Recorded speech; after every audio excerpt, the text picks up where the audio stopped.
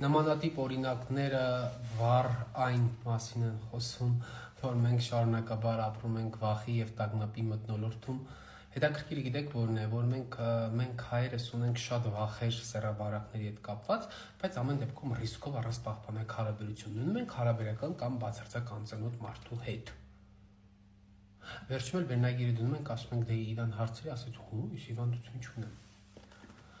Ոչ, սեռավարակները չեն կարող բերել տեսողության թուլացմանը։ Ոնց եք պատկերացնում։ Դուք սեռավարակով վարակվում եք սեռական հարաբերության ժամանակ սեռական օրգանի միջոցով։ Ոնց հասնի դա տեսողություն։ Չի կարող լինել։ Այդ ամենը խոսում է ուղղակի ձեր վախերի, տագնապների և ներշնչանքների մասին։ Եթե մարդու մեջ կա այդ ներշնչվելու, այդ վախով, տագնապով ապրելու երևույթը, ավելի լավ է ինձ թվում է ինքը պրոստը պաշտպանվի սեռավարակներից, քան անդադ մի բան անի,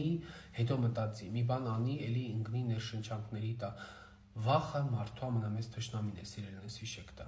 Ասենք թե հնարավոր է նման բան։ Ասենք թե կա մի սեռավարակ, որ առաջացնում է տեսողության բան։ Ինչ անենք։ Դուք հասկանում եք, որ ձեր մեջ ապրող վախը ձեզ ավելի շատ է վնասում, քան հենց սեռավարակը չգիտեմ,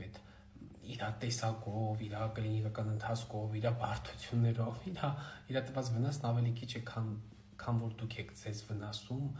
ձեր վախերով և տագնապներով։ Եթե դուք այդքան շատ եք վախենում, պրոստը գնացեք բժշկի մոտ, անցեք հետազոտություններ, կա խնդիր, ստացեք բուժում, ոչ թե նստեք տանջվեք այդքան։